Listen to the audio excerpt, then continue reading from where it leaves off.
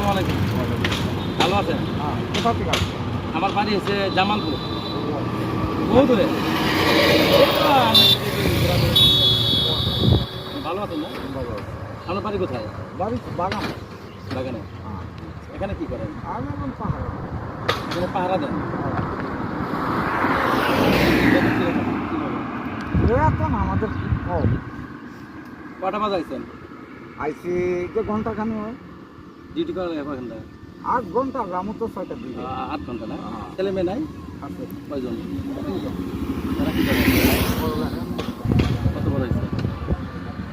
ছেলে কত 9 বছর রানিং আর মেয়ের 15 বছর।